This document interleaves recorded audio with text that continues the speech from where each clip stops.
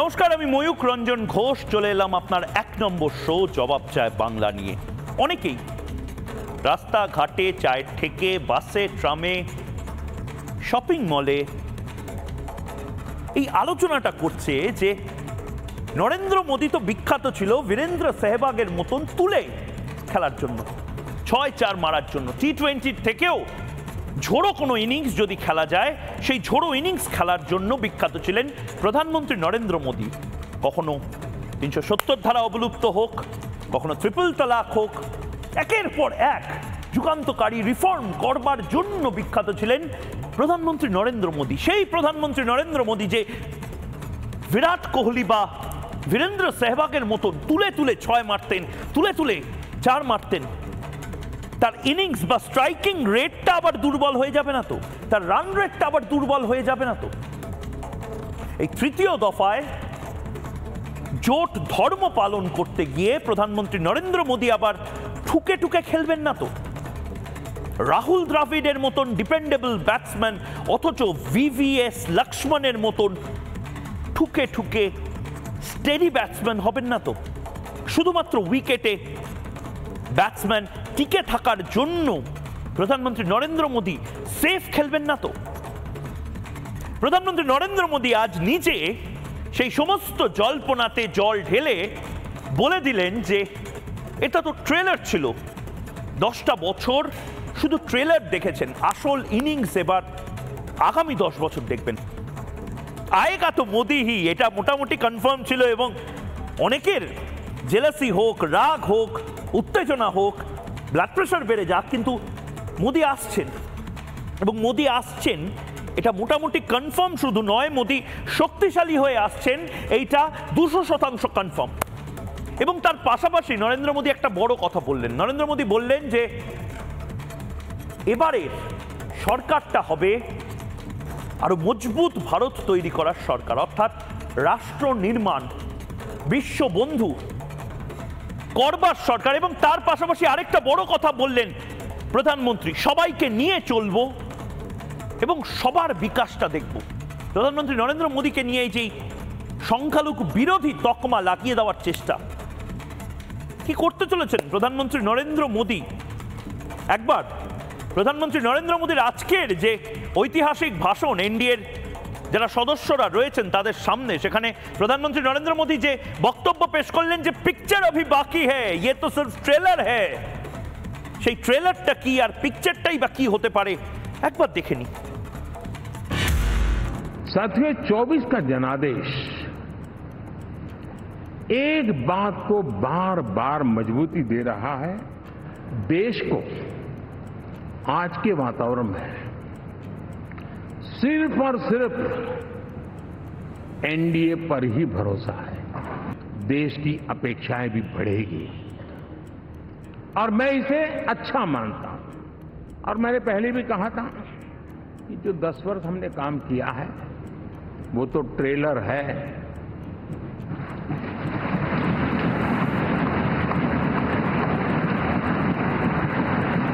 और वो मेरा चुनावी वाक्य नहीं था, ये मेरा कमिटमेंट है। हमें और तेजी से, और विस्तार से, और तेज गति से देश के आकांक्षाओं को पूर्ण करने में रत्ती भर भी विलंब नहीं करना है। শত্রুর মুখে ছাই দিয়ে প্রধানমন্ত্রী নিজে ঘোষণা করে দিলেন, কার্যত জানিয়ে দিলেন যে না, দুর্বল মিনমিন করে বা ঠুকে ঠুকে চালিয়ে খেলবেন না। এবার ট্রেলার বলছেন, যা কাজ করেছেন শেষ 10 বছরে সেটা শুধু ট্রেলার ছিল নাকি? আসল ইনিংস, আসল কাজ, পুরা পিকচার অভি বাকি হ্যায়। এবং ঠিক সেই জায়গা থেকে এই মুহূর্তে ময়ূকের প্রশ্ন এই মুহূর্তে ময়ূকের প্রশ্ন, সবাইকে নিয়ে কি বড় সিদ্ধান্ত মোদীর? সবাইকে নিয়ে এবার কোনো বড় সিদ্ধান্ত নিতে চলেছেন প্রধানমন্ত্রী নরেন্দ্র মোদী এবং সেই সিদ্ধান্তটা যাতে কোনোভাবে আটকে না যায়, প্রথম দিনেই তিনি বেড়াল মেরে দিলেন। প্রথম দিনেই এনডিএ পরিষ্কার করে দিল, বিজেপি পরিষ্কার করে দিল, কোনো শরিকি চাপে মাথা নত করবে না যদি সেইটা রাষ্ট্রহিতে হয়, যদি সেটা উন্নয়নের জন্য হয়। অর্থাৎ নরেন্দ্র মোদীর যে স্বপ্নগুলো রয়েছে, যে ডেভেলপমেন্ট মডেলগুলো রয়েছে, যে সিদ্ধান্তগুলো ম্যানিফেস্টোতে লেখা রয়েছে, সেই সমস্ত সিদ্ধান্ত বিজেপি নেবে এবং সেই সিদ্ধান্তগুলো নেওয়ার ক্ষেত্রে দাঁড়িয়ে কোনোভাবে কোনো ব্ল্যাকমেল, মাথায় বন্দুক ঠেকানো, সরকার থেকে সমর্থন তুলে নেওয়া, কোনো কিছুতেই মাথা নত করবে না। এই যেন নরেন্দ্র মোদী বলছে, ঝুঁকে কানে মাথা নত করবে না নরেন্দ্র মোদী। কিন্তু এই সমস্ত কিছু যখন বলছে নরেন্দ্র মোদী, তখন বিরোধীরা তারা কিন্তু নিজেদের ন্যারেটিভটা চালিয়ে যাচ্ছে। বা বলতে গেলে আজ নরেন্দ্র মোদী যে কথাগুলো বললেন, তারপর হয়তো বিরোধীদের যে ন্যারেটিভটা বা মিথ্যাচার, অপপ্রচারের যে লাগাতার চেষ্টাটা, সেই বাবল অর্থাৎ সেই বুদবুদটা বোধহয় বার্স্ট হলো, ফেটে গেল, ফেটে গেল, ফেটে গেল কালি লামের ঠোল। কিভাবে বলছি? প্রধানমন্ত্রী নরেন্দ্র মোদী বলছেন যে উনি দেশকে যেভাবে পোট্রে করার চেষ্টা করছেন, যেভাবে বোঝানোর চেষ্টা করছেন সারা বিশ্বকে যে ভারতের গণতন্ত্রটা কেন ইউনিক, অদ্ভুতভাবে কিছু কালিদাস নিজের ডালটা কেটে পরের যাত্রা ভঙ্গ করার চেষ্টা করছে, নিজের নাক কেটে নরেন্দ্র মোদীর যাত্রা ভঙ্গ করার চেষ্টা করছে। নরেন্দ্র মোদী ঠিক কি বললেন বিরোধীদেরকে নিয়ে, একবার শুনবো। मैं दुनिया में ढोल पीट रहा हूं कि हम मदर ऑफ डेमोक्रेसी हैं, और ये दुनिया में जाकर के बता रहे नहीं हमारे देश में तो डेमोक्रेसी ऐसा कुछ नहीं, कि वो मोदी बैठ गया है, वो एक चाय बेचने वाला यहां पहुंच कैसे गया, कुछ तो गड़बड़ की होगी। ये जो इनकी मनस्थिति है जी, भारत के नागरिकों को चुनाव प्रक्रिया के प्रति अविश्वास पैदा करने का जो उनका षड्यंत्र है, मैं मानता हूं कि अब दुनिया भी भारत के लोकतंत्र की विविधता, विशालता, व्यापकता, गहनता, इन सबको भी जानने समझने के लिए आकर्षित होगी। ऐसे इस चुनाव के नतीजे में देख रहा हूं। देश को हिंसा की आग में झोंकने का भाषण बयान दिए जाते थे, यहां इकट्ठे होना, यहां पहुंचना, यहां करना। आप भारत के लोकतंत्र को पहले उसकी व्यवस्था को अनादर करते हो, अब परिणाम आने से पहले एक ऐसा माहौल बना दो कि बस आग लगा देंगे। हर प्रकार से उन शब्दों का अर्थ यही निकलता है कि उन्होंने देश को उस दिशा में ले जाने का प्रयास किया था, लगातार देश को गुमराह करने का प्रयास किया गया, देश के लोगों को बांटने का प्रयास किया। এই নির্বাচনে বোধহয় একটা জিনিস খুব স্পষ্ট হয়ে গেল, গোটা বিশ্বের কাছে নরেন্দ্র মোদী সম্বন্ধে একটা ইমেজ তৈরি করার চেষ্টা বিরোধীদের, যে নরেন্দ্র মোদী আসলে ইভিএমটাকে একেবারে নিজের মোবাইল ফোন বানিয়ে নিয়েছেন, যেখানে নিজের মতন প্রোগ্রামিং করছেন। নরেন্দ্র মোদী গণতন্ত্রের কিছু রাখেননি, সংবিধান তো নরেন্দ্র মোদী কালই বদলে দেবেন। এই ইমেজটা গোটা বিশ্বের কাছে, যেটা নরেন্দ্র মোদী এবং তার মন্ত্রীরা বলছেন সোরস গ্যাংয়ের দ্বারা ফান্ডেড, এই ইমেজটা কি নরেন্দ্র মোদী নিজেই, যেটা বিরোধীরা তৈরি করার চেষ্টা করলেন, সেটা নিজেই আজ ভেঙে দিলেন এবং চ্যালেঞ্জ ছুড়ে ইভিএম নিয়ে অনেকগুলো কথা বললেন? আমি জানি না, কিন্তু গুড গভর্নেন্স নিয়ে নরেন্দ্র মোদী যে কথাগুলো বললেন সেইটা শোনাবো আপনাদেরকে। নরেন্দ্র মোদী বলছেন যে বিরোধীদের কাছে মাথা নত করব না, শরিক দল যারা রয়েছে, রাষ্ট্রহিতে যদি কোনো কাজ হয় এবং সেই কাজ আটকানোর চেষ্টা হয়, মাথা নত করব না। অর্থাৎ পরিষ্কার করে দিচ্ছেন যে ট্রেলারটা আমি দেখিয়েছি, সেই সিনেমাটা পুরো করব, তারপর যাব, এবং সেটা 5 বছরে হবে না, 10 বছরের প্ল্যান। যারা ভাবছিলেন নরেন্দ্র মোদী 1 মাস থাকবেন কিনা, 1 বছর থাকবেন কিনা, নরেন্দ্র মোদী কিন্তু আশাবাদী যে 10 বছর আগামী কি হবে সেটা নরেন্দ্র মোদীর আমলে হবে। সেই প্ল্যানটা অন্তত নরেন্দ্র মোদীর কাছে আছে। একবার গুড গভর্নেন্স অর্থাৎ সুশাসন, বা যেটা নরেন্দ্র মোদী বারবার বলে এসেছেন, রাম মন্দির নির্মাণ তো হয়েছে, এবার রাষ্ট্র নির্মাণের পালা। সেই রাষ্ট্র নির্মাণে কি তার মানে নরেন্দ্র মোদী পুরোপুরি 100% ফোকাস করছেন এবার? আপনারা দেখুন এই মুহূর্তে সেই প্রতিক্রিয়াটি নরেন্দ্র মোদীর, একবার শুনে নিন। गुड गवर्नेंस, विकास, नागरिकों के जीवन में क्वालिटी ऑफ लाइफ, और मेरा व्यक्तिगत रूप से एक बहुत बड़ा ड्रीम है, मैं लोकतंत्र की समृद्धि को जब सोचता हूं तो मैं चाहता हूं कि सामान्य मानवीय के जीवन में से और खास करके मध्यम वर्ग, उच्च मध्यम वर्ग, उनके जीवन में से सरकार की दखल जितनी कम हो उतनी लोकतंत्र की मजबूती है। लेकिन हम विकास का नया अध्याय लिखेंगे, गुड गवर्नेंस का नया अध्याय लिखेंगे, जनता जनार्दन की भागीदारी का नया अध्याय लिखेंगे और सब मिलकर के विकसित भारत के सपने को साकार करके रहेंगे। ঠিক এই জায়গা থেকে আমার প্রশ্ন, ময়ূকের প্রশ্ন, এবং এই প্রশ্নগুলো দিয়েই এবার বিতর্কটা শুরু করব। এই মুহূর্তে যে প্রশ্ন, ভারত নিয়ে বিরোধী অপপ্রচার ব্যর্থ, প্রধানমন্ত্রী নরেন্দ্র মোদীর ইমেজটাকে নষ্ট করবার জন্য যে বিশাল অপপ্রচার হচ্ছে বলে বিজেপি বারবার দাবি করে এসেছে। প্রথমত নরেন্দ্র মোদী ক্ষমতায় আসছে, দ্বিতীয়ত নরেন্দ্র মোদীর এই ক্ষমতায় আসার পেছনে যে যে মেশিনারি আছে সেই মেশিনারিগুলোকে নিউট্রাল করে দেওয়ার যে চেষ্টা, সেটাও ব্যর্থ হচ্ছে। আসুন এই মুহূর্তে যারা রয়েছেন তাদের সাথে আলাপ করিয়ে দিই। রয়েছেন একের পর এক প্রফেসর আজকে রয়েছেন, অত্যন্ত সৌভাগ্য আমার। রয়েছেন সাদ মাহমুদ অধ্যাপক, রয়েছেন জিষ্ণু বসু গবেষক, রয়েছেন সুমন মুখার্জি অর্থনীতিবিদ, সাবির আলী রাজনৈতিক কর্মী রয়েছেন, এবং বিমল শঙ্কর নন্দ অধ্যাপক এবং বিজেপি মুখপাত্র রয়েছেন। আমি প্রত্যেকের কাছে যাব এবং খুব স্পেসিফিক্যালি, যেহেতু আজকে বিতর্কের অবকাশ নেই, খুব স্পেসিফিক্যালি আমি কয়েকটা পয়েন্ট ধরে ধরে আপনাদের সাথে কথা বলতে চাই। এক হচ্ছে, বিমল দা আপনার কাছ থেকে শুরু করি, যেহেতু আপনি নরেন্দ্র মোদীর দলকে রিপ্রেজেন্ট করছেন। নরেন্দ্র মোদী বলছেন যে 10 বছর শুধু ট্রেলার ছিল, আগামী 10 বছরের road map Narendra Modi fix করে দিচ্ছেন, এবং তিনি এটাও বলছেন যে যা যা করেছি সেগুলো আরও বেশি জোরে করবো। মানে একটা টেনশন তো বেশিরভাগ লোকের হয় যে নরেন্দ্র মোদীর মতন এরকম একটা ফাস্ট বোলার বা বীরেন্দ্র সেহবাগের মতন এরকম একটা ব্যাটসম্যান টেস্ট ক্রিকেটের মতন ঠুকঠুক করে খেলবে বা আদৌ দেশটা এগোবে কিনা, তো সেই টেনশনটা বোধহয় কিছুটা দূর করলেন। কিন্তু আদৌ এটা পসিবল হবে? মানে আমি বলছি এক দেশ এক আইন, এরকম একটা কোন কিছু যদি হঠাৎ করে আসে এবং তারপরে নীতিশ কুমার বিরোধিতা করে, চন্দ্রবাবু নাইডু বিরোধিতা করে, বেরিয়ে গেলেন ওনারা, আরও 6 মাস আটকে গেল, এই পসিবিলিটিগুলো এবার চলে আসছে না আপনার মনে হয়? সে তো একদম ভবিষ্যতের প্রশ্ন। ভবিষ্যৎকে নিয়ে এই মুহূর্তে জ্যোতিষী গবেষণা না করাই ভালো। আমি শুধু কতগুলো কথা বলি। গত 10 বছরে নরেন্দ্র মোদী অনেকগুলো ভুল করে ফেলেছেন, কোড আনকোড ভুল। চমকাচ্ছে তো? আমি বলছি কি কি ভুল করেছেন। 10 বছরে সরকারের বিরুদ্ধে একটাও দুর্নীতির অভিযোগ নেই, মারাত্মক ভুল এটা। আমাদের ভারতবর্ষে আকাশ বাতাস সব বেচে দেবেন, 2G 3G 4G 5G দুনিয়ায় কোটি কোটি টাকা কামানো চলবে, এইটা করেননি, এটা তো ভুল তো হবেই কিছু লোকের কাছে। ডিজিটাল ইকোনমির দিকে দৃঢ়ভাবে অগ্রসর হয়েছেন, টাকা পয়সা মার্কেটে 10 টাকা 20 টাকা, কাশ্মীরে 500 টাকা দেওয়া হবে, দিলে পাথর মারা হবে ইয়ের প্রতি, সেগুলো বন্ধ করে দিয়েছেন, ভুল তো বটেই। দেশকে 11 নম্বর থেকে বিশ্বের 5 নম্বর অর্থনীতিতে পরিণত করতে মারাত্মক ভুল করে ফেলেছেন। আমাদের দেশে পিছিয়ে পড়া থাকতো, গরু গাড়ি চড়তো, অসুবিধে কী ছিল? আরেকটা ভুল, বলতেন 370 ধারা তুলে দেবো, তুলতেন না। রাম মন্দির বানাবো, বানাতেন না।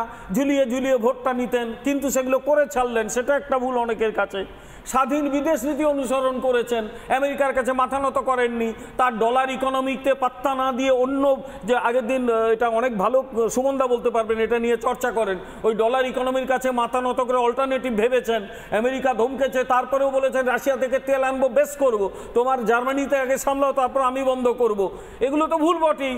এমনকি আমেরিকা ভয় দেখাচ্ছে, তারপরেও চাবাহার বন্দর ভারত চুক্তি করেছে ইরানের সঙ্গে। মানে কাল হলো আপনি বলছেন, এগুলো প্রচন্ড ভুল। পরে ডিপ স্টেট থেকে শুরু করে আমেরিকা, এদিক ওদিক সবাই পেছনে লেগে গেল। কারণ এই রকম একটা দেশ যে সব সময় কান্নাকাটি করত, 1972 সালে যুদ্ধে জিতলাম, সিমলা চুক্তিতে পাকিস্তানকে কিচ্ছু মানাতে পারলাম না, পাকিস্তান কাশ্মীর নিয়ে কিছু না মেনে বেরিয়ে গেল, তারপরে আবার সেই ভারতের সঙ্গে গোলমাল শুরু করলো। অথচ আমাদের হাতে 93,000 সেনাবাহিনীকে আটকে রেখেছি। আর ভুট্টো দেশে ফিরে গেল হাত পা জোড় করে, তারপর বললো ভারতের বিরুদ্ধে 1000 বছর ধরে লড়বো। আমরা এখনো ওই সিমলা চুক্তিকে নিয়ে কি আনন্দ করি বলো দেখি। ফলে এই ভুলগুলো নরেন্দ্র মোদী করেছেন, কিন্তু আমি একজন বিজেপি কর্মী হিসেবে চাই উনি এই ভুলগুলো আবার করুন। এই ভুলগুলো চাই আমরা, উনি করুন এগুলো। এবং এই ডিপ স্টেট থেকে শুরু করে সোরস কোম্পানি এবং আমাদের দেশের কিছু লোক যেভাবে পেছনে লেগেছে তারা লাগবেই, কিচ্ছু করার নেই। আমি আবার বলি, লোকটির নাম নরেন্দ্র দামোদর দাস মোদী।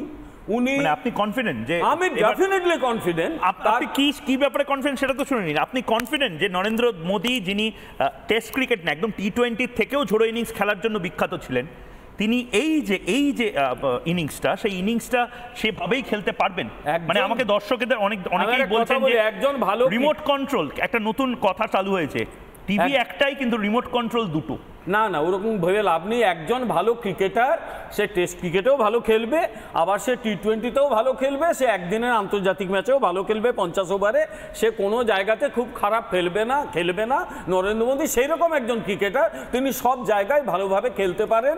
এবং আমি চাইছি 10 বছরে যেগুলোকে নিয়ে বিরোধীরা বলছে মারাত্মক ভুল, নোটবন্দিটা ভুল, আমি বলবো এই ভুলগুলো তিনি বারবার করুন। আমি বিজেপি কর্মী হিসেবে, দেশের সাধারণ মানুষ হিসেবে চাইবো অ্যাকশনটাও তো ইম্পর্টেন্ট। দুর্নীতির বিরুদ্ধে অ্যাকশনের মতন এরকম একটা, এইবারে আমার আসল জায়গায়, দ্বিতীয় জায়গায় আসছিলাম, এটা আমি বাংলার নিরিখে বলছি। দুর্নীতির বিরুদ্ধে অ্যাকশন বা সার্জিক্যাল স্ট্রাইক, বারবার আমি নরেন্দ্র মোদীকে যখন সাক্ষাৎকার করতে গেছি তখনও আমি জিজ্ঞেস করেছি দুর্নীতির বিরুদ্ধে অ্যাকশনটা কবে নেওয়া হবে। একদম, আমি এ ব্যাপারে আপনার সঙ্গে 100% একমত যে সার্জিক্যাল স্ট্রাইক যদি সত্যি দুর্নীতির বিরুদ্ধে হতো, পশ্চিমবাংলার চিত্র আজকে একটু অন্যরকম হতো। এটা মেনে নিতে হবে। বিজেপি কর্মী হিসেবে বলছেন? একদম, কোথাও আমার কারো কাছে কোনো দায়বদ্ধতা নেই। দুর্নীতির বিরুদ্ধে যদি আরেকটু অ্যাকশন হতো, এই ডাকা হচ্ছে, ছেড়ে দেওয়া হচ্ছে, ধরা হচ্ছে, ছাড়া হচ্ছে, এগুলো মানুষের কাছে বাজে বার্তা গেছে। আর একটা কথা, সিপিএম নিজে হয়তো ডুবেই ছিল, একটা জিনিস তো আমাদের মাথায় চাপিয়ে দিয়ে চলে গেছে, সেটা হচ্ছে সেটিং থিওরিটাকে পপুলারাইজ করে দিয়ে বেরিয়ে গেছে। ও নিজে ডুবেছে। জীবনে পশ্চিমবাংলায় অন্তত আমি আগামী 25 বছর তার উত্থানে কোনো সম্ভাবনা দেখতে পাচ্ছি না। কিন্তু সেটিং করে সিপিএম এবং কংগ্রেস মিলে ওইটা একটা অদ্ভুত জনমানসে ওর একটা তৈরি করে দিয়ে গেছে, যেটা হয়তো আমরা বোঝাতে পারি নিজে সেটিং নেই। আচ্ছা, সেটিং যদি হতো, আজকে মমতা ব্যানার্জি তো বিজেপিকে সাপোর্ট করতেন, কোথায় সেটিং? উনি কোথায় সাপোর্ট করেছেন? বরং কংগ্রেস কোথাও একটা মেনে নিয়েছে, হাল ছেড়ে দিয়েছে, কারণ ইতিমধ্যে আবার কংগ্রেসকে ছেড়ে বেরিয়ে গেছে। ওই ইন্ডিজোট বেশ দিন টিকবে না, ওটা ইতিমধ্যেই যাবে। একটা লাইনে শেষ করি, তাহলে তো অন্তত তৃণমূল কংগ্রেস চুপচাপ থাকতো। তৃণমূল কংগ্রেসের এক নেতা কখনো এসপির সঙ্গে দেখা করছেন, কখনো মুম্বাইতে গিয়ে উদ্ধব ঠাকরের সঙ্গে দেখা করছেন, কখনো আপের সঙ্গে দেখা করছেন, একটাই কারণে সরকারটা যাতে না টেকে। অনেকটা মনে পড়ছে আমার, যখন 1999 থেকে 2004 ছিল, সেই সময় সিপিএমের একজন নেতা ছিলেন হরকিষাণ সিং সুরজিৎ। ওনার একটাই কাজ ছিল, সকালে উঠে এই বাজপেয়ী সরকারটাকে আমি ফেলে দেবো। জীবনে ফেলতে পারেননি, কিন্তু ওই কাজটি করতেন। ফলে আরেকজন জুটেছেন হয়তো। আরে হরকিষাণ সিং সুরজিতের মতো লোক পারেনি, ইনি তো এখনো অনেক দিন হাঁটবে। এইটা একটা দিক, কিন্তু আরেকটা দিক যেটা নিয়ে কথা বলা প্রয়োজন, সেটা হচ্ছে ন্যারেটিভ সেটিং। জিষ্ণুদা, বাকিরাও আছে, ন্যারেটিভ সেটিংটা যেটা বারবার ডিপ স্টেট কনস্পিরেসি বা সোরস গ্যাংয়ের কথা বারবার বিমলদা বলছিলেন। ইভিএম ভারতবর্ষে, মানে সারা বিশ্ব থেকে যারা অবজারভার থাকে ইলেকশনে, এত বড় ইলেকশন, ভারতবর্ষে যাতে ভোট হয় সেই ইভিএমটা নাকি ফল্টি, ম্যাল ফাংশনিং করে। ভারতবর্ষে ডেমোক্রেসি নেই। কিছু ইউটিউবার না, কিন্তু কিছু হেরে গেলে করে জার্মানি থেকে বসে কিছু ইউটিউবার বলে দিচ্ছেন ভারতবর্ষে নাকি ডিক্টেটর রাজ চলে, ভারতবর্ষে নাকি প্রধানমন্ত্রী গোটাটা রিগিং করে চালিয়ে দেবেন। যদিও দেখা যাচ্ছে বিরোধী অনেক তরুণ তুর্কি নেতা 7 লাখ ভোটে জিতছেন, আর নরেন্দ্র মোদী 1 লাখ ভোটে জেতেন। যেরকম আমি ইভিএমটা ফোকাস করছি, একবার ইভিএম নিয়ে মমতা বন্দ্যোপাধ্যায় লাগাতার যে ক্যাম্পেইনটা করে গেছেন সেইটা একবার দেখাবো। তার বিপক্ষে পাল্টা আমি দেখাবো প্রধানমন্ত্রী নরেন্দ্র মোদী আজ মস্করার সুরে কি বললেন, একবার দুটো দেখে নিই। যেখানে যেখানে বিজেপির কম ভোট বলা হয়েছিল, সেই সব জায়গায় হঠাৎ করে ভোটটা বাড়িয়ে দিয়েছে ইলেকশন কমিশন, একটা নোটিশ জারি করেছে। আমি বলবো, নাগরিকদের সন্দেহ দূর করবার জন্য ইভিএম মেশিন কারা তৈরি করেছে, ইভিএম মেশিনের চিপ কারা তৈরি করেছে, এই সংখ্যাটা বাড়লো কি করে? मुझे ये बताओ कि ईवीएम जिंदा है कि मर गया?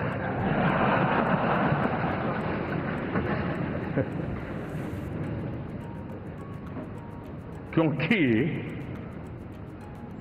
ये लोग तय करके बैठे थे कि भारत के लोकतंत्र और लोकतंत्र की प्रक्रिया के प्रति विश्वास ही लोगों का उठ जाए और लगातार ईवीएम को गाली देना।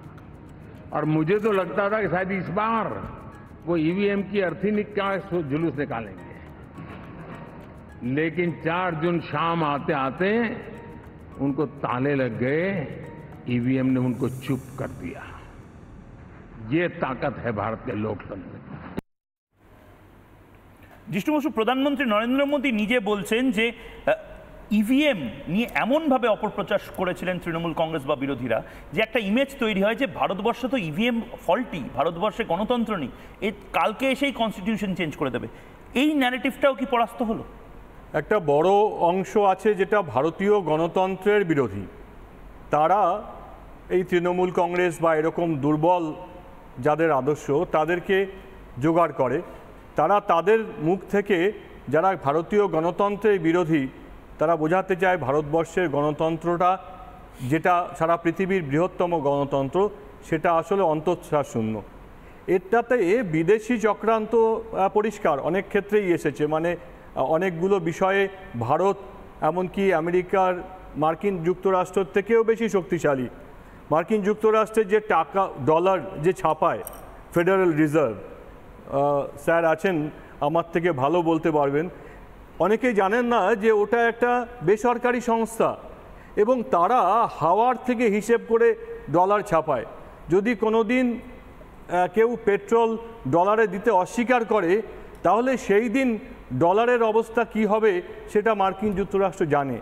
তাই ভারতবর্ষের যে গণতন্ত্র, সেই গণতন্ত্রের মধ্যে এত মানুষের একটা শক্তিশালী গণতন্ত্র, যে গণতন্ত্র বিশ্বের বিভিন্নবার অর্থনীতি ধসে যাওয়ার পরেও যেহেতু আমার গণতন্ত্রকে, আমার অর্থনীতিকে ওয়ালমার্ট নিয়ন্ত্রণ করে না, আমার অর্থনীতিকে এই মাইক্রো স্মল ইন্ডাস্ট্রি নিয়ন্ত্রণ করে, তার জন্য আমরা অনেক বেশি শক্তিশালী।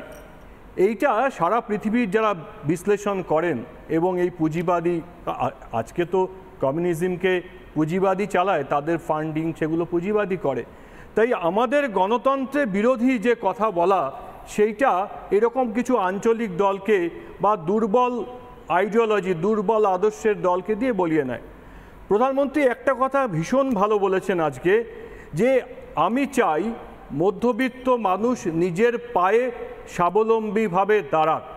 এই কথাটা আমার মনে হয় যে বিকশিত ভারতের ক্ষেত্রে ভারতবর্ষ আগামী দিনে কি হতে চাইছে, 100 দিনের টাকা। জিষ্ণু, সেটা তো তৃণমূল কংগ্রেসও চায়। তৃণমূল কংগ্রেস লাগাতার বলে যাচ্ছে আমরা যে ভাতা দিচ্ছি, আমরা যে বেনিফিশিয়ারি তৈরি করছি, তাতে তো মধ্যবিত্ত নিজের পায়ে নিজেই দাঁড়াচ্ছে। এক্স্যাক্টলি।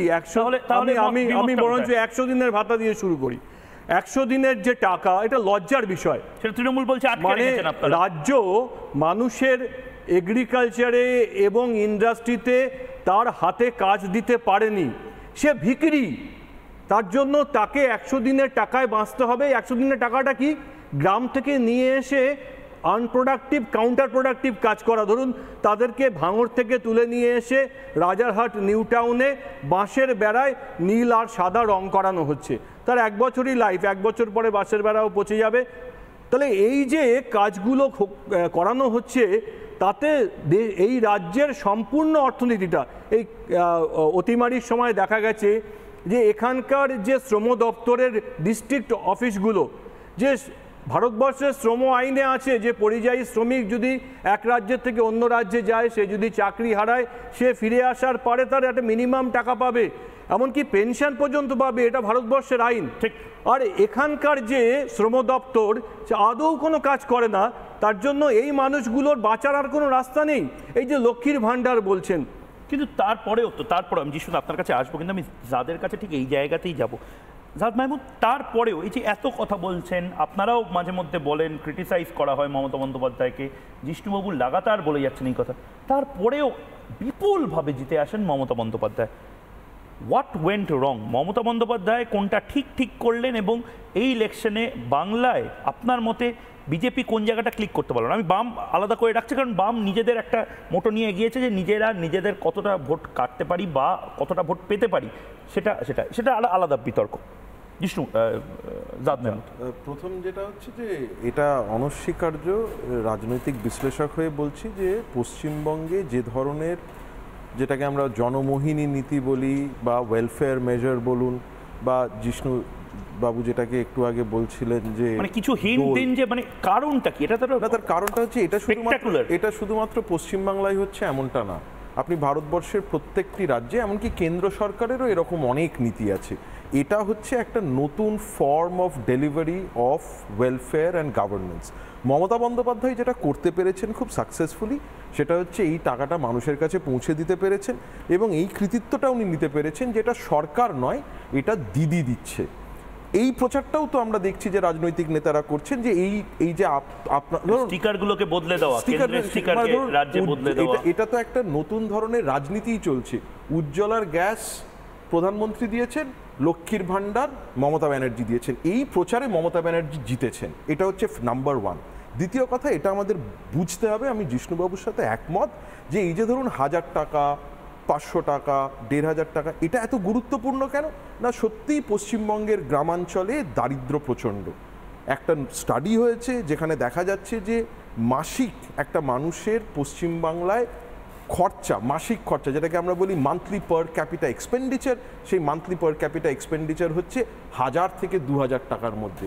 এই নিরিখে আপনি দেখুন, যদি সরকার কাউকে 1000 টাকা দেয়, সেই 1000 টাকাটা কিন্তু তার জীবনে অত্যন্ত গুরুত্বপূর্ণ। এখন এই সব স্কিমে মমতা বন্দ্যোপাধ্যায় অনেক সাকসেসফুল। দ্বিতীয় আমার যেটা মনে হয় সেটা হচ্ছে যে এই যে ধরুন 100 দিনের কাজের টাকা বন্ধ হওয়া, এবং পশ্চিমবঙ্গ সরকার ইলেকশনের আগে সেই টাকাটা দেওয়া, এবং এই যে কেন্দ্র বনাম রাজ্যের যে একটা দ্বৈরথ, সেই দ্বৈরথে মমতা বন্দ্যোপাধ্যায় এবং তার দল এটা সাকসেসফুলি মানুষের কাছে নিয়ে যেতে পেরেছিলেন, যে কেন্দ্র বাংলার প্রতি বঞ্চনা করছে, আমি বাংলার মানুষের পক্ষে দাঁড়িয়েছি। আজকে আপনাকে ভোটের রায়টা যদি দেখতে হয়, আমাদেরকে ডিসপ্যাশনেটলি তো রায়টাকে বিশ্লেষণ করতে হবে, এটা তো এরকম করে ভেবে লাভ নেই। মানুষ রায় দিয়েছে, আমাদেরকে ভাবতে হবে কেন মানুষ এইরকম রায় দিল, তারা কি ভাবলো।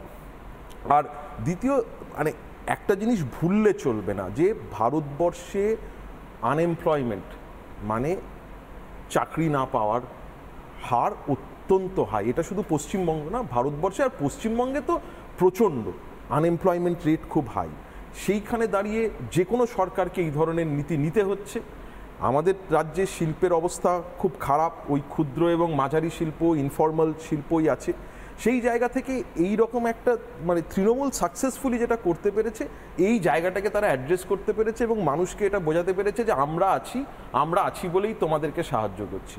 কিন্তু জাদ মেহমুদ, ঠিক এই জায়গাতেই, এটা তো তৃণমূলের কথা, দেশের মধ্যে নরেন্দ্র মোদীর যে ব্র্যান্ডিং, সেই ব্র্যান্ডিংটাকে লাগাতারভাবে ক্ষয় করবার বা একটা আঘাত করবার চেষ্টা লাগাতারভাবে হয়েছে। সেটা হয়তো কিছুটা টার্নিশ হওয়ার জায়গাতেও পৌঁছে যাচ্ছে, কিন্তু সেখান থেকে আবার, মানে ওই স্টক এক্সচেঞ্জের মতন একটু ডিপ করে আবার ওঠা, এবং আজকের পর থেকে আবার মানুষের মধ্যে একটা সেন্স অফ সিকিউরিটি, যে না, নরেন্দ্র মোদী আসছে, নরেন্দ্র মোদী এবার তুলে ব্যাটিং করবে, এটাও তো একটা ফ্যাক্টর, এটাও তো বিরোধীদের অপপ্রচার ফেল হওয়া না। মানে অপপ্রচার, দেখুন রাজনীতিতে কোনো একজন নেতা থাকবেন, বিরোধীরা সেই নেতার বিরুদ্ধে বলবেন, এটাই তো হচ্ছে গণতান্ত্রিক রাজনীতির পরিসর। মানে সবাই মিলে একজন নেতার স্তুতি করব, সেটা হচ্ছে গণতন্ত্রের মৃত্যু। গণতন্ত্রে ক্রিটিসিজম থাকবে। এখন নরেন্দ্র মোদীর যে ইমেজটা আমরা লাস্ট 10 বছরে দেখেছি, সেটা হচ্ছে একটা অত্যন্ত স্ট্রং ডিসাইসিভ লিডার। মনে করে দেখুন, ডিমনিটাইজেশনের মতো একটা সিদ্ধান্ত, এটা কিন্তু একটা কোয়ালিশনের প্রাইম মিনিস্টারের পক্ষে এইরকম একটা স্ট্রং ডিসাইসিভ ডিসিশন নেওয়া সম্ভব না। সেই জায়গায় এই প্রথম যেহেতু একটা কোয়ালিশন গভর্নমেন্ট ফর্মড হয়েছে, এবং আলটিমেটলি এটা আপনাদের, মানে এটা আমার মনে হয় আপনারাও একটু ভেবে দেখবেন, যে আজকে ধরুন 10 বছর ক্ষমতায় থাকার পর বিজেপি 240টার মতো আসন পেয়েছে, কিন্তু 240টা আসন পাওয়ার পরেও এটাকে এত বিপুল জয় মনে করা হচ্ছে না। তার কারণ লেভেলটাকে বানানো হয়েছিল 400, এবং ইমেজটা করা হয়েছিল যে এটা হচ্ছে অ্যাবসলিউট মেজরিটির একটা গভর্নমেন্ট আসবে। এই জায়গা থেকে যখন ওইটা ন্যারেটিভের গল্প আপনি এক্ষুনি জিজ্ঞেস করেছিলেন, এই জায়গা থেকে ন্যারেটিভে নরেন্দ্র মোদী আজকের দিনে দাঁড়িয়ে আরেকটা ন্যারেটিভ সেট করার চেষ্টা করছেন, যে কোয়ালিশনও যদি হয় তাহলেও ডিসাইসিভ লিডার, ডিসাইসিভ গভর্নেন্স আগে যেমন করে চালিয়েছি সেরকম করেই কাজ করব, এই মেসেজটা উনি দেওয়ার চেষ্টা করছেন। তার কারণ সংবাদপত্রে সব জায়গায় এটা বলা হচ্ছে যে এইবার তো টিডিপি এবং দুটো রিমোট কন্ট্রোল, জেডিইউ এর কথা শুনে কাজ করতে হবে এবং আর সেরকম থাকবে না।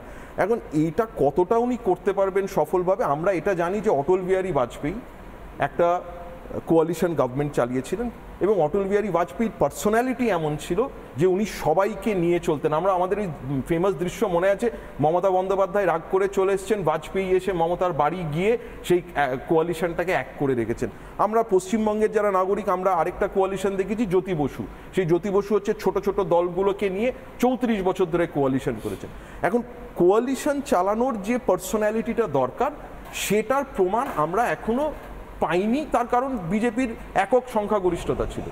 আজকে সেই নতুন চ্যালেঞ্জ নরেন্দ্র মোদীর কাছে, উনি কিভাবে সেটাকে অ্যাড্রেস করেন সেটা সারা ভারতবর্ষই তাকিয়ে দেখছে। ঠিক, সুমনবাবু আপনি লাগাতার একটা কথা বলছেন এবং আপনি যখন বসেছিলেন বিমলবাবু বললেন, জিষ্ণুবাবু বললেন, আপনার একটি ন্যারেটিভ আছে, সেইটা বারবার অ্যাড্রেস করছেন তারা, যে নরেন্দ্র মোদীকে হারানোর জন্য শুধু তৃণমূল কংগ্রেস বা অন্যান্য দল লড়াইটা করেছে বিদেশ থেকেও, এবং নরেন্দ্র মোদী স্পেসিফিক্যালি ডলারকে ডিভ্যালু করবার একটা চেষ্টা করেছিলেন এবং আমেরিকাকে স্পষ্ট বার্তা দেওয়া যে তোমরা দাদা নও, আমরাও এবার দাদাগিরি শুরু করছি ভারত সারা পৃথিবী।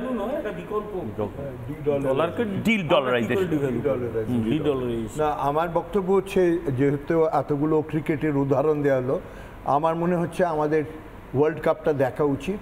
ভারত খুব ভালো প্রিলিমিনারি ম্যাচ খেলার পরও ওয়ার্ল্ড কাপের ফাইনালে গিয়ে কিন্তু ঝুলিয়ে দিয়েছিল, পিচটা ঠিক ছিল না বলে, এবং ঠুকে ঠুকে খেলছিল। আমি তো মনে করি না এই সরকার যদি কোনো লোক দু পায়ে যদি চলে দৌড়তে পারে, কিন্তু 3 পায়ে ক্রাচ নিয়ে চলা সম্ভব নয়। এটা বিকশিতের দিকে যাচ্ছে না, বিলম্বিত লয়ে যাচ্ছি আমরা, এটা নির্ঘাত সেই আশ্বাস আমি পাচ্ছি। আমি তো মনে করতাম যদি ওনার কাছে কেউ অ্যাডভাইস করতেন, ওনার এবার দান ছেড়ে যারা 3 পায়ে যারা দাঁড়িয়ে আছে তার জায়গায় যেখানে গেট ফর্ম করে গেছে, ডিফারেন্ট আইডিওলজি কী কারণে কীরমভাবে একসঙ্গে জুটলো, তাদের চালানো উচিত।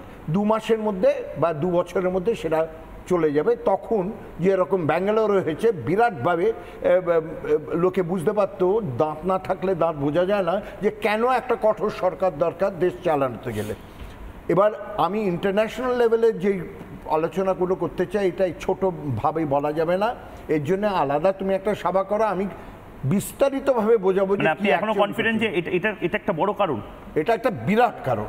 যদি বিরাট কারণ না হয় তাহলে এটা বোঝাও তুমি, এয়ারপোর্টে একটা সিকিউরিটি গার্ড একটা এমপিকে চড় মারার সাহস পেল কি করে, তার পেছনে কে বলছেন? না, আমি তো বলছি আফজাল গুরু আজকে পার্লামেন্টে করেছে বলে তাকে বলিদান দেওয়া হয়েছে। কি করার চেষ্টা করেছিলেন? 500+ পার্লামেন্টেরিয়ানকে মারার চেষ্টা করেছিলেন। এ তো একজন পার্লামেন্টেরিয়ান। পুরস্কার কে দিল? একজন ইন্ডাস্ট্রিয়ালিস্ট বললো তাকে টাকা দেবেন, একজন কুস্তিগির বললেন ঠিক করেছেন। এটা তো খালি একটা এমপিকে করা হচ্ছে না, এটা পার্লামেন্টের উপর চার্জ। আমি অবাক হয়ে যাচ্ছি যে প্রত্যেকটা পার্টি, এখন তো ইলেকশন ওভার হয়ে গেছে, তারা কেন এটাকে অপোজ করলো না? তারা কেন বললো না this is the charge on Indian democracy? তাহলে এইবার আমরা আশকারা পাবো, যাকে আমার পছন্দ না রাস্তাঘাটে দেখলেই তাকে থাপ্পড় মারবো, তাহলে সেটা তো চলুক। এটা কি গণতন্ত্র?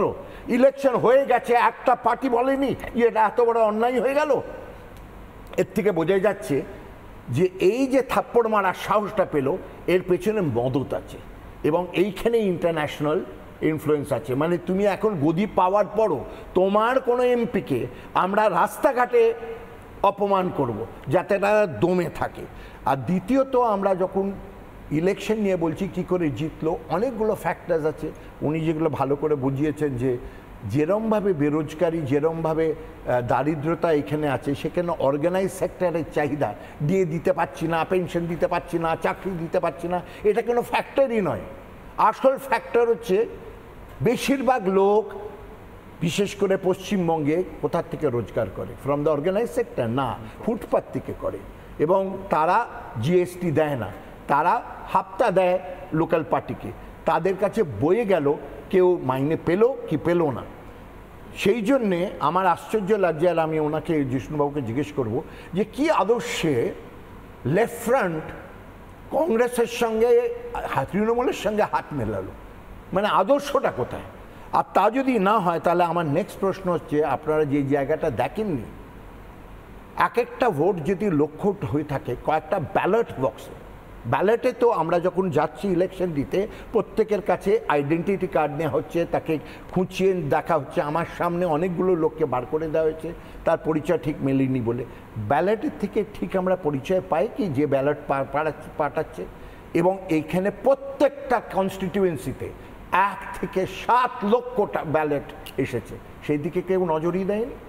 ব্যালট কি করে আসছে, এবং আমি যদি আজকের ইলেকশন করি আর ব্যালট থেকে যদি আমি ভোট করি, আমি পুরো উল্টো দিতে পারি। এখন সেটা আলোচ্য বিষয় নয় কেন? ইভিএম যদি আলোচ্য বিষয় হয়, ব্যালট বক্সে কেন ভোট নেওয়া হবে না? যেটা পোস্টাল ভোট আসছে তার উপর প্রশ্ন হয়নি কেন? কিন্তু যে প্রশ্নটা বারবার উঠে আসছে, আমার তো মনে হয় এবার অসন্তোষের দিকে, মানে আপোষ করার দিকে। আপনি বলছেন অ্যানার্কি করার একটা চেষ্টা হবে এবার? অ্যানার্কি তো হচ্ছে। এর সাহস কি করে আপনার বাড়িতে মনে করতে পারেন যে আপনি সিকিউরিটি গার্ডের কাছে থাপ্পড় খেলেন আপনি যে বাড়িতে ঢুকছেন? না, আপনার কথা যদি এখন পছন্দ না হয়, আমি এটা অন্তত আশ্বস্ত করতে পারি, রিপাবলিক বাংলার কোনো সিকিউরিটি এসে আপনাকে আক্রমণ করবে না। এটা করা উচিত না। হামলা করেনি, শুনলাম একটা কৃষক সংগঠন নাকি কালকে মোহালিতে মিছিল করবে ওই মেয়েটির সমর্থনে। Just imagine. এবং সোশ্যাল মিডিয়াতে আমি দেখছি। আমি একবার বাকিদের একটু থামাচ্ছি, সাবির ভাই আপনার কাছে আসছি, কিন্তু এই মুহূর্তে একটি ব্রেকিং নিউজ এসেছে এবং সেটা অলমোস্ট কনফার্ম, যেটা সোশ্যাল মিডিয়াতে বলা হচ্ছিল মোদি আসবে কিনা। মোদি আসছে এবং শপথ বাক্য পাঠ করার সময়ও নির্ধারিত হয়ে গেছে ভারতের রাষ্ট্রপতি ভবন থেকে।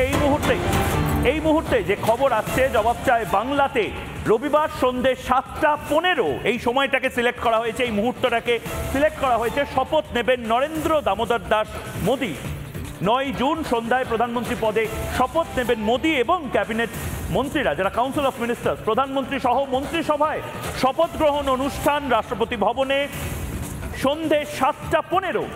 এই মুহূর্তে ব্রেকিং নিউজ, সন্ধ্যে 7:15 রবিবার 7:15 শপথ নেবেন নরেন্দ্র মোদি। এবং আজও আমরা সেই ছবি দেখাচ্ছি ওনার কাছে। নরেন্দ্র মোদি দলনেতা, এনডিএর দলনেতা হিসেবে যে তার কাছে বহুমত বা ক্ষমতা রয়েছে, সেই কাগজ নিয়ে তিনি রাষ্ট্রপতির কাছে যান। রাষ্ট্রপতি তাকে আমন্ত্রণ জানান সরকার গঠনের। সেই ছবি আমরা দেখতে পাচ্ছি। জগন্নাথের একটি বিগ্রহ, সেই বিগ্রহ তিনি উপহার দেন রাষ্ট্রপতি দ্রৌপদী মুর্মুকে। সেই ছবি আমরা দেখতে পাচ্ছি, জগন্নাথের বিগ্রহ। এবং তার পাশাপাশি তাদের যে ক্ষমতা রয়েছে সরকার তৈরির, এনডিএ, সেই ছবিও আমরা এই মুহূর্তে দেখতে পাচ্ছি। সাবির ভাই, আয়েগা ক্যা মোদি থেকে আয়েগা তো মোদি হি, এত চেষ্টা, এত অপচেষ্টা অনেকে বলছেন, সেই সমস্ত কিছু ব্যর্থ হয়ে গেল। আরো 5 বছর, আরো 5 বছরের লড়াই, আরো 5 বছরের কনস্পিরেসি অনেকে বলছেন। দেখুন, আপনি মানে ব্যবসার কথা ভালো বুঝবেন হয়তো, মানে এতটা ইনভেস্টমেন্ট হলো সেই সোরস গ্যাংয়ের, সেই পুরোটা কি জলে চলে গেল? যে নরেন্দ্র মোদী 2014 থেকে 2024 সাল অবধি ভারতবর্ষের প্রধানমন্ত্রী ছিল, তার আজকে যে নরেন্দ্র মোদী, তার বডি ল্যাঙ্গুয়েজে অনেক চেঞ্জ হয়ে গেছে। আপনি দেখবেন আগে মোদী সাহেব যখন থাকতেন, পাশে অমিত শাহ আর জেপি নাড্ডা থাকতো, এখন পাশে চলে এসছে আপনার নাইডু বাবু আর নীতিশ কুমার। এখন ওদের সাহায্যতেই ওকে চলতে হবে, ওনার সাহায্য ছাড়া একটা ডিসিশনও নিতে পারবেন না। আর আজকে যে ওনার আত্মনির্ভর ভারত যে স্বপ্ন দেখেছিল, সেটা ফ্লপ হয়ে গেছে। দেশের মানুষ ওনাকে প্রত্যাখ্যান করেছে। একদিক দিয়ে আপনার এটা কেন মনে হচ্ছে সাবির ভাই যে চন্দ্রবাবু নাইডু বা নীতিশ কুমার আত্মনির্ভর ভারত বানাতে চান না? বড় কথা বলে দিচ্ছেন জেডিইউ এবং টিডিপি কে। ওনার সাহায্য ছাড়া আপনারা আগেও ইতিহাস দেখেছেন, মানে বিরোধিতা করতে গেলে কি আত্মনির্ভর ভারতেরও বিরোধিতা করতে হবে? আগে নরেন্দ্র এরকম কোনো ব্যাপার আছে না? যেভাবে ডিক্টেটরশিপ ভাবে চালিয়েছিল, এখন ওনাকে সব জায়গায় ভাবতে হবে। কোথায় ডিক্টেটরশিপ? মানে আমি সেই প্রশ্নটাই বলেছি যে আপনি যদি 1 2 3 করে একটু বলেন, ডিক্টেটরশিপটা কোথায়? ভারতবর্ষে যে লড়াইটা ছিল গণতন্ত্রকে বাঁচাবার লড়াই, সেই লড়াইয়ে বিরোধীরা আমরা সফল হয়েছি। আমরা পশ্চিমবঙ্গে তৃণমূল কংগ্রেস এবং ভারতীয় জনতা পার্টি যে অ্যাবসলিউট মেজরিটি পাইনি। ভাই আপনার কাছে নাম্বার কোথায়? আরে নাম্বার আপনারা 99 পেয়েছে কংগ্রেস, আপনাদের কাছে মানে আপনারা যতগুলো আসনেই জিতুন, আপনারা যদি 42টা আসনেও তৃণমূল কংগ্রেস জেতে, 42টা আসন নিয়ে তো প্রধানমন্ত্রী হওয়া যায় না দাদা। আমরা পশ্চিমবঙ্গের বুকে সবচেয়ে বড় দল হয়েছি। হ্যাঁ, ভারতের বুকে তো নয়, বিরুদ্ধে অপপ্রচার, ভারতের বুকে তো সবচেয়ে বড় দল বিজেপি। এমনকি সংখ্যালঘু তোষণ এবং হিন্দু বিরোধী মমতা ব্যানার্জি কত অপমান আপনি একটা মহিলা মুখ্যমন্ত্রী করেছিলেন এখান থেকে বিরোধীরা, তার সত্ত্বেও বাংলার মানুষ দুহাত তুলে আশীর্বাদ দিয়েছে মমতা ব্যানার্জিকে এবং সেই জায়গায় আমরা সবচেয়ে বড় দল হয়েছি। আর আপনারা যে বিজেপিরা যারা দাবি করেছিল যে পশ্চিমবঙ্গে তারা 27 আসছে 30 আসছে বাংলা থেকে মুছে যাবে, তৃণমূলের অস্তিত্ব সংকট হয়ে যাবে, সেদিনও আমি বলে গেছিলাম যেদিন অস্তিত্বর কথা উঠেছিল যে সবচেয়ে খারাপ হলেও আমরা 32টা 28টা পাবো আর খুব ভালো হয়ে গেলে 36 পার করে যাবো। আর সেই কথাই মিলেছে, বাংলার মানুষ আমাদের দুহাত তুলে ভোট দিয়েছে। তো বিজেপি এখন পশ্চিমবঙ্গের বুকে অস্তিত্ব সংকটে আছে এবং সারা ভারতবর্ষে আমি কথা মিলিয়ে নিই, এই যে সরকার শপথ নিচ্ছে এই সরকার যদি 6 মাস চলে যায় তারপরে আপনারা বলবেন এটা খুব ইন্টারেস্টিং। একদম 6 মাস যদি সরকার চলে যায় তারপরে আপনারা আমায় বলবেন। বেশ বেশ বেশ বিমল শঙ্কর নন্দ বা প্রত্যেকের থেকে 30 সেকেন্ড করে নেবো। সত্যি এইটা কিন্তু লাগাতার বিরোধীরা বলছে আরে ঠিক আছে এসে তো গেছে, 6 মাস চলবে না এই সরকার। ইন্ডিয়া অ্যালায়েন্সের প্রত্যেকটি দল মিলে যা পেয়েছে একা বিজেপি তার চেয়ে বেশি পেয়েছে। সুতরাং অন্তত কাছাকাছি গিয়ে তো কথা বলাটা ভালো। আমাদের দেশে এই যে ভয়ঙ্কর ব্যাপারটা থাকে নির্বাচনে, সেটা হচ্ছে প্রতিষ্ঠান বিরোধিতা। সব দল কিন্তু ভয়ে সিঁটিয়ে থাকে। পরপর 2 বছর সরকার, 2বার সরকার চালানোর পর থার্ড টাইমে স্বাভাবিক নিয়মে কিছু আসন কমেছে। এখনও আমরা এমন একটা দল ও সব বিরোধী দল মিলে যোগ করলেও আমাদের ধারে কাছে নেই। তারা যদি বলে বিজেপির পরাজয় হয়েছে তাহলে বাংলাটা ওদের শিখে নিক, বিদ্যাসাগর আসুক ওদের শিখিয়ে। আপনি আপনার কি রিডিং? চলবে না 5 বছরও চলতে পারে, মানে এই ধারণাটা তৈরি করা ভালো, খারাপ না। আমি তো স্বপ্নের পক্ষে। এই প্রশ্নটা এই জন্যই উঠছে যে আমরা 10 বছর নরেন্দ্র মোদীকে প্রধানমন্ত্রী দেখেছি, কিন্তু সেখানে বিজেপি একক সংখ্যাগরিষ্ঠ ছিল। আজকে দাঁড়িয়ে চন্দ্রবাবু নাইডু এবং নীতিশ কুমার, এখন এদের দুজনের রাজনৈতিক ইতিহাস দেখলে এইটা নিয়ে অনেকেই প্রশ্ন তুলছেন যে এরা কি কতটা স্টেবল বা কতটা রিলায়েবল। এখন 6 মাস টিকবে, 6 বছর ফুল টার্ম টিকবে, ডিপেন্ড করছে এই অ্যালায়েন্স একটা কনসেনসাস পলিটিক্স কতটা ভালো করে বিজেপি করতে পারে।